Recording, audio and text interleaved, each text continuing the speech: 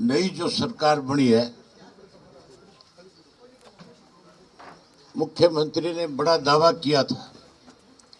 रोज press में बयान देते हैं कि हमने 14 फसलें एमएसपी पे खरीदी। आज सरसों की खरीद शुरू है। किसान अपनी सरसों की फसल निकाल करके बाजार में लेकर के आए।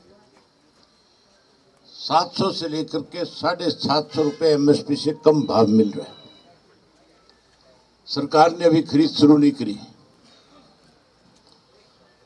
सरकार को तुरंत सरसों की फसल की खरीद शुरू करनी चाहिए और एमएसपी के हिसाब से किसान को उसका पूरा पैसा देना चाहिए। जिस किसान ने बेच दी उसकी भरपाई सरकार को करनी चाहिए। ये किसान सदा से किसान विरोधी रही है। अखबारों में झूठे दावे करते हैं और हकीकत में किसान को कमजोर करने के लिए रोज नई योजनाएं बनाते हैं।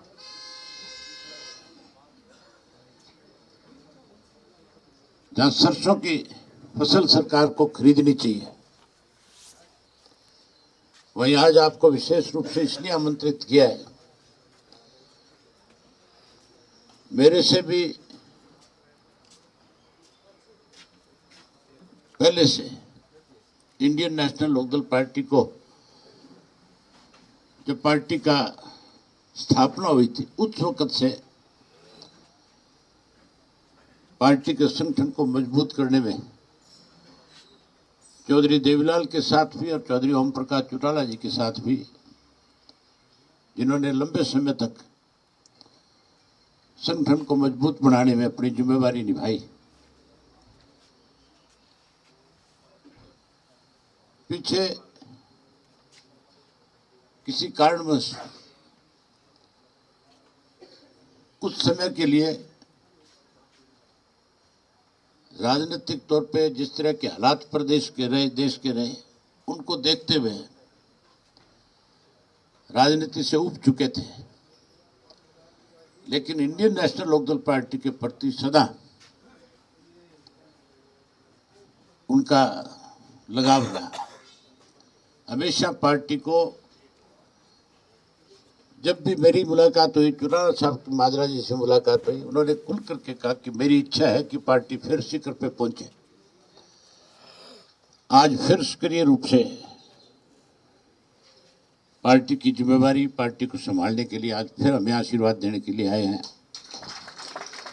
हम सब इनका बहुत स्वागत करते हैं, अभिनंदन करते हैं। और वहीं चौटाला साहब से कल मेरी मुलाकात हुई, उससे पहले हम सब संगठन के साथियों ने आपस में बैठ करके विचार विमर्श किया। मैं माजरा जी से, मेरे बाई इलेक्शन में भी माजरा जी ने मेरी खुल करके मदद करी थी।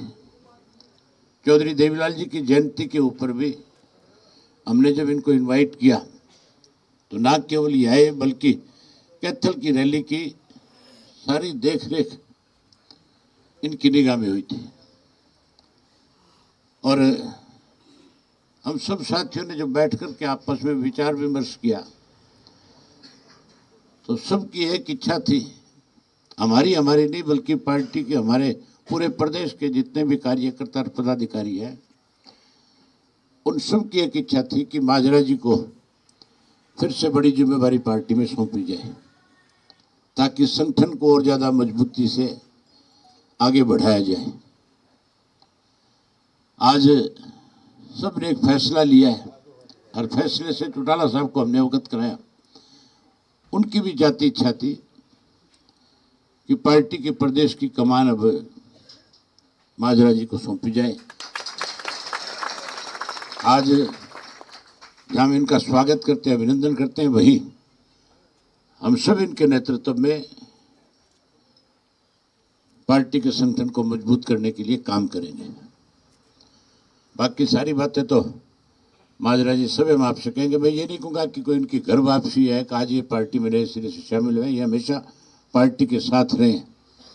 थोड़े दिन निष्क्रिय हो गए थे, अब फिर बहुत सक्रिय होकर के काम करेंगे, अब फिर से इस सारी बात को अच्छे ढंग से निभाएंगे।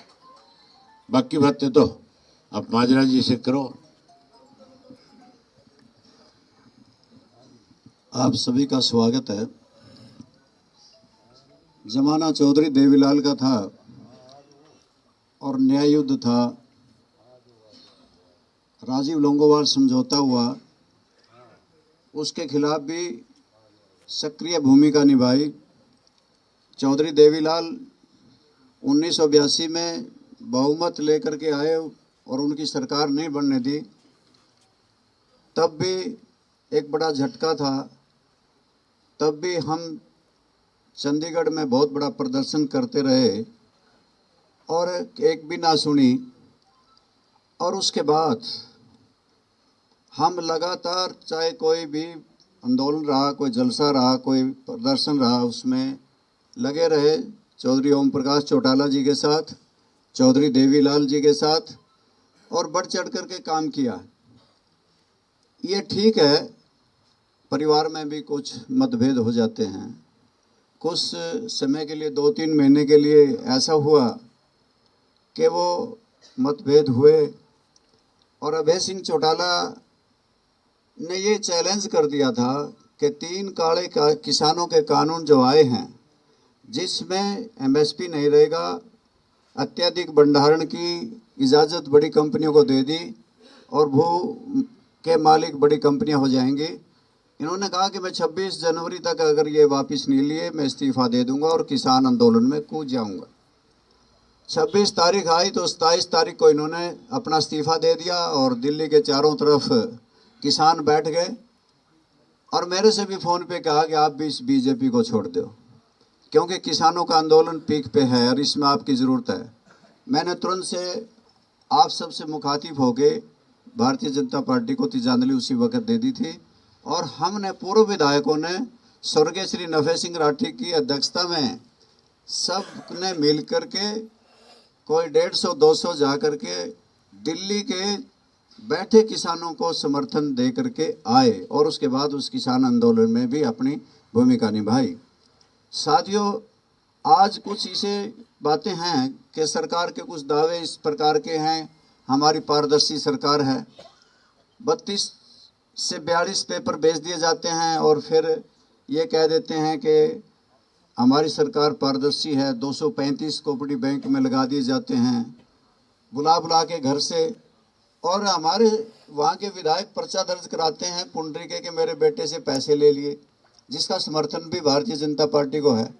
और इसी प्रकार से हमारे नौजवान बाहर जा रहे हैं, विदेशों में जा रहे हैं, ले दे के फौज थी उसमें भी अग्निवीर कर दिए। और इन्होंने ये कहा विशेष तौर से कि किसान के लिए हम आमदनी दोगुनी कर देंगे। ना दोगुनी हुई, ना स्वामीनाथन योग की रिपोर्ट लागू हो सकी, ना एमएसपी का कानून बना और जीएसटी भी किसानों पर ही ज़्यादा थोपा गया। और ट्यूबवेल के कनेक्शन लेने के लिए भी एक जटिल प्रक्रिया बनाई, जिसके वजह से ये किसान बहुत दुखी है, जवान दुखी है। और सरकार कहती है हम पारदर्शी हैं। इस देश में चुनावी बॉन्ड का कितना बड़ा महा घोटाला हुआ है कि या तो ईडी का डर दिखा के या आगे उद्योग स्थापित करने के लिए, धंधे देने के लिए, ठेके देने के लिए इतना चंदा इकट्ठा किया गया, जो चुनावी बॉन्ड का बहुत बड़ा घोटाला आज भारतीय जनता पार्टी ने किया है। और हर ज़िले में 5 सितारा दफ्तर बने, वो कहाँ से बने? ये बातें जो लगती हैं कि कहते हैं कि हम 400 पार करेंगे, इसका मतलब तुमने ईवीएम मशीन को पहले से सेट किया हुआ है। आज किस प्रकार से कि इनके ऊपर भी प्रश्न चिन्ह लग रहा है कि वीवीपैट को मामले में तो ये खामोश हैं, परंतु इसकी पैरवी जरूर करते हैं कि 400 पार करेंगे। हरियाणा में भी दावा किया था कि 75 पार करेंगे, 50 हारे थे, 40 जीते थे। इन परिस्थितियों को मद्देनजर रखते हुए कि हरियाणा प्रदेश में कोई व्यवस्था नहीं बदली, ना तो एसवाईएल का पानी आज गया। एसवाईएल का प्रस्ताव सबसे पहले सारे समझौते रद्द करने वाली पार्टी कांग्रेस है। और इसी प्रकार से एक पार्टी और हमारे हरियाणा प्रदेश में आई, उनकी आप पार्टी की गवर्नमेंट पंजाब में बनी। उन्होंने हरियाणा उन्होंने पंजाब की विधानसभा में पहला रेजोल्यूशन ये पास किया कि हम SYL का पानी हरियाणा को नहीं दे सकते जो भगवत मान की सरकार बनी है। और इसी प्रकार हमारे हरियाणा में जहाँ SYL सूखी है वहीं पे हांसी बुटाना नहर भी सूखी पड़ी है। और ये लोग कहते हैं कि हमने एक समझौता जमुना जल समझौता 1994 में हुआ था। ये कहते हैं कि हमने राजस्थान को पानी जमुना का देने का समझौता भारतीय जनता पार्टी की सरकार ने किया। अगर बारिश के दिनों में पानी अतिरिक्त था तो वेस्टर्न जमुना में पैसा क्यों खर्च किया जा रहा है कि उसमें अगर ज़्यादा पानी होगा तो वेस्टर्न जमुना को देंगे। अगर ज़्यादा पानी था, अगर वहाँ पे पानी उपलब्ध था तो दादूपुर नलवी नहर को क्यों नहीं दिया गया? क्योंकि उसका भी ऑब्जेक्टिव खोदने का बनाने का यही था कि बारिश के दिनों में अतिरिक्त पानी दादूपुर नलवी नहर में दिया जाएगा। अवेलेबिलिटी ऑफ वाटर के बारे में कोई स्टडी नहीं की गई, हाइड्रोलॉजिक स्टडी कुछ नहीं की गई। कह दिया कि 3 पाइप से राजस्थान को पानी जाएगा और 1 पाइप को हरियाणा के दादरी और भिवानी को पानी मिलेगा। ये फिजिबिलिटी है ही नहीं। हथनी कुंड बैराज से पानी आप जाके राजस्थान ले जाएंगे, ये संभव ही नहीं। ओखला से पहले पानी मिलता है राजस्थान को, वहीं से दिया जाना चाहिए। और हरियाणा वर्षों से इसका विरोध करता रहा है। आज भी हरियाणा के लोग तो विरोध करते हैं, परंतु मुख्यमंत्री, भूतपूर्व मुख्यमंत्री ने मनोहर लाल जी ने इस पे दस्तखत कर दिए। ये हरियाणा प्रदेश के लोगों के साथ खिलवाड़ है और हरियाणा की प्यासी जमीन को पानी की जरूरत है और वो राजस्थान को देना चाहते हैं। ये गलत है, फिजिबिलिटी ही नहीं है। ना हरियाणा प्रदेश को SYL मिली, ना हरियाणा प्रदेश में कोई हांसी बुटाना नहर में पानी आया। दादूपुर नलवी नहर बंद कर दी और अब पानी राजस्थान को देने का समझौता कर लिया। ना हरियाणा की राजधानी बन सकी, ना अलग से हाई कोर्ट बन सका, कोई व्यवस्था बदली नहीं, बल्कि अनेकों प्रॉब्लम खड़ी कर दी। परिवार पहचान पत्र की खड़ी कर दी, मेरी फसल मेरा ब्यौरा की खड़ी कर दी कि फसल किसी की ब्यौरा किसी का। और अनेकों घपले और घोटाले हरियाणा प्रदेश में, चाहे शराब घोटाला है, धान घोटाला है, चाहे रजिस्ट्री घोटाला है, पेपर लीक घोटाला है और अभी अभी सहकारिता विभाग का ICDP का 100 करोड़ का घोटाला है। ये घोटालेबाजों की सरकार है। जहां हरियाणा प्रदेश में अनेकों घोटाले हो रहे हैं, वहीं देश के अंदर भी बहुत बड़ा ये चुनावी बॉन्ड का घोटाला है। ऐसे मौके में मुझे चौधरी अभय सिंह आए और मेरे से कहने लगे, और चौधरी ओम प्रकाश चौटाला भी कई बार मेरे पास भी आया, मैं उनको मिलने भी गया। आदर भाव उनका दिल में यूं का यूं सजोए रखा और जब भी मिलता तो मुझे यही कहते थे कि आओ रामपाल, तेरा तो घर यही है, मेरा कोई जाना नहीं, मेरा कोई आना नहीं, मेरा तो घर है। और मैं इस मौके पे मैंने सोचा कि कुरुक्षेत्र लोकसभा से चुनाव अभय सिंह चौटाला लड़ रहे हैं।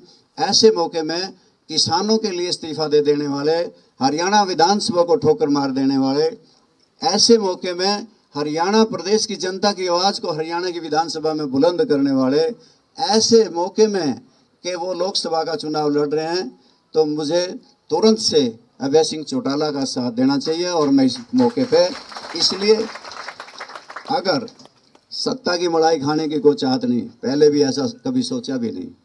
ये कोई लोकदल पार्टी में आज को ये भी नहीं समझ पा रहा होगा कि बहुत बड़ा फेरबदल होकर के सरकार बनने वाली है।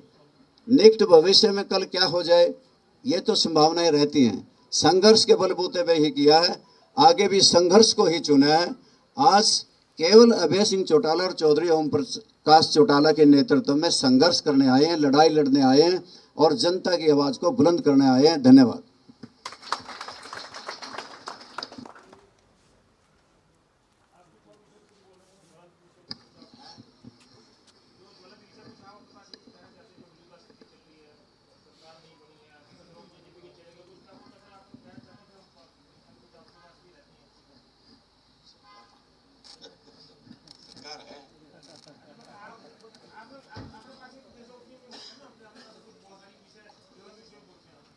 चौटाला साहब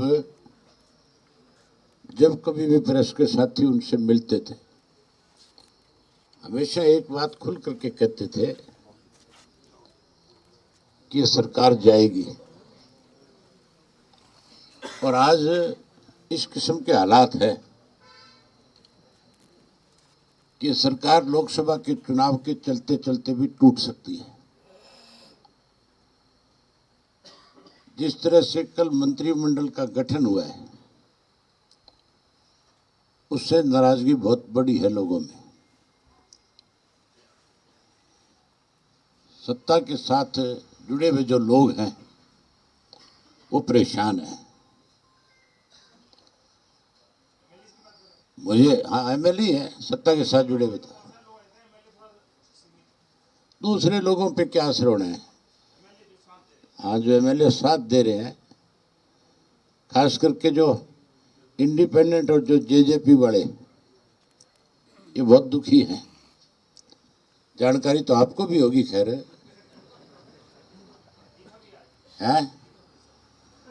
यानी मेरे से ज्यादा जानकारी होगी, लेकिन कुछ जानकारियां मेरे पास भी आई है।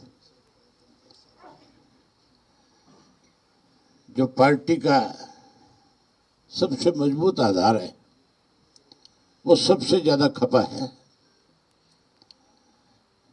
विज साहब के चेहरे की जो हंसी है, उससे लगता नहीं आपको कि वो एक दिन भी सरकार को बर्दाश्त नहीं करना चाहते। कोई ऐसा मौका आया तो मुझे लगता है सबसे पहली मोहर उन्हीं की लगेगी। सरकार तो है ही नहीं। सरकार तो अगर होती तो फिर मुख्यमंत्री का पहले दिन यह बयान आना चाहिए था कि मैं कानून व्यवस्था ठीक करूंगा। फिर तो किसान की फसल की एमएसपी पे खरीद शुरू हो जानी चाहिए थी।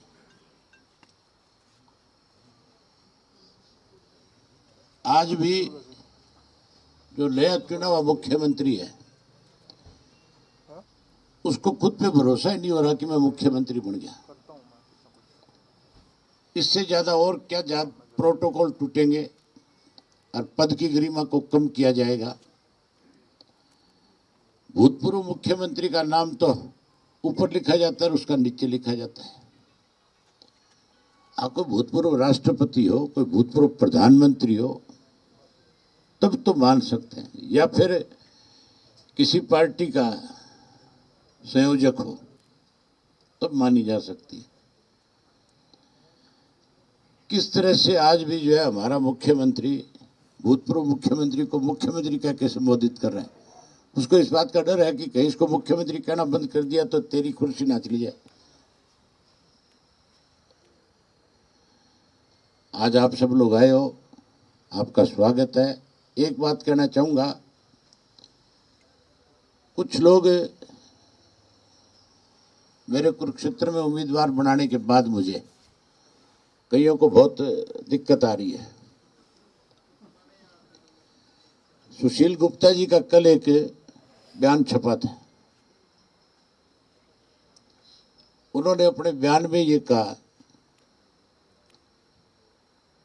कि अभय सिंह चौटाला को कुरुक्षेत्र से नहीं लड़ना चाहिए, वो बाहरी व्यक्ति है। छाछ तो बोले सो बोले, छाछनी भी बोलने लगी। गुप्ता जी शायद भूल गए बेचारे कि वो कभी हरियाणा के थे, अपना व्यवसाय करने के लिए दिल्ली चले गए और दिल्ली से राज्यसभा के मेंबर रहे। हरियाणा से कभी कोई वास्ता नहीं रहा। अब उम्मीदवार बनकर के आ गए।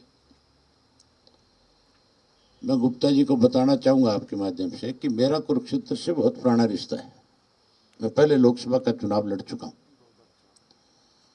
और उसके बाद अर्जुन लड़ चुका है। हमारे चुनाव लड़ने की बात नहीं, ये हरियाणा प्रदेश चौधरी देवीलाल का लगाया हुआ पौधा है। पूरे प्रदेश में जन्म तो है, ठीक है, हमारा सरसा में हुआ है, लेकिन रिश्ता पूरे प्रदेश से एक जैसा है। हम तो कहीं से भी जाकर के लड़ सकते हैं। हमें तो हमारे संगठन ने जो जिम्मेवारी लगानी है उसको निभाना है, लेकिन उनको बोलने से पहले सोचना चाहिए। हरियाणा के लोग बहुत शाणे हैं। एसवाईएल का सबसे बड़ा विरोध अगर किसी ने किया तो आप पार्टी ने किया, और गुप्ता जी आप पार्टी का उम्मीदवार बनकर के आए। जैसे दिल्ली से आए वैसे दिल्ली चला जाएगा। मेरी ख्याल जमानत भी नहीं बचेगी, मेरा जो अंदाजा है।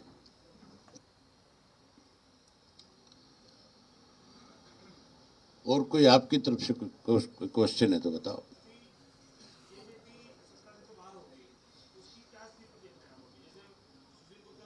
आप बताओ क्या स्थिति देख रहे हो। ये सवाल मेरे से पूछने का नहीं है, ये तो आपको आकलन करना चाहिए कि जिन्होंने बड़बोले बोल बोले थे आज उनकी स्थिति क्या है। मैं एक बात कह सकता हूं, तो 17% वोट की बात करते थे, जो 50 सीटें लेकर के मुख्यमंत्री का ख्वाब देख रहे थे, अगर लोकसभा का चुनाव लड़ लिया, मुझे नहीं लगता चुनाव लड़ेंगे, अगर लड़ लिया तो वो 17% जो है वो 0.7 पे आ जाएगा। उनकी हालत नोटों से भी ज्यादा खराब हो जाएगी।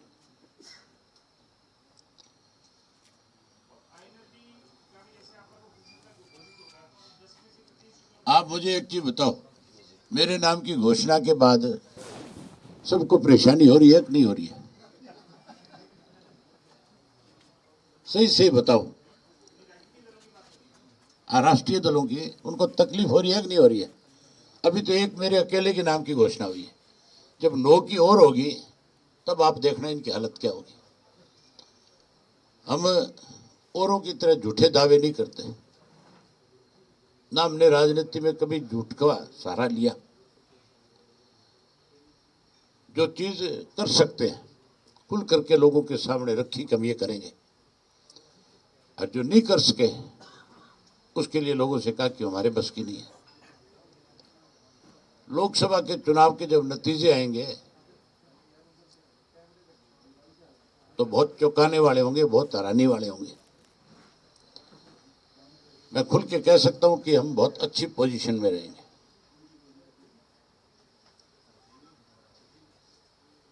जिन लोगों को गलतफहमी, उनकी गलतफहमियां दूर हो जाएंगी।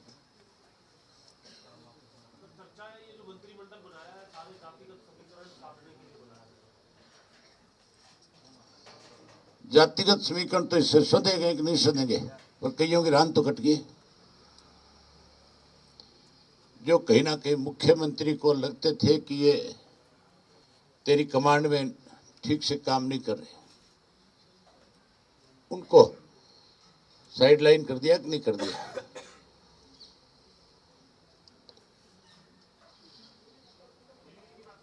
है अनिल विज भी उनमें एक है। अनिल विज तो मुख्यमंत्री की आंख में हमेशा ही रड़ता रहा है, पहले दिन से लड़का है। कितनी दफा इनके आपस में क्लेश हुए हैं, कितनी दफा बैठ करके समझौते हुए हैं। मैं तो हमेशा ये कहता था कि विज साहब की अगर कोई सुनता नहीं है तो उनको छोड़ देनी चाहिए थी। अगर ये फैसला पहले ले लेते तो आज समीकरण और होते हैं।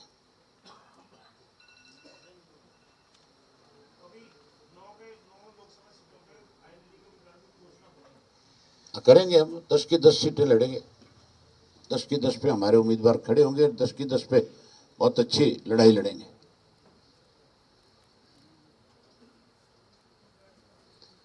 आपके लिए नाश्ता तैयार है। धन्यवाद आपका। हमारे कैथल जिले की जो टीम है, माजरा साहब को और भाई अभय सिंह जी को बुके दे के एक बार सम्मानित करने का काम करेंगे, भाई राजा राम के नेतृत्व में।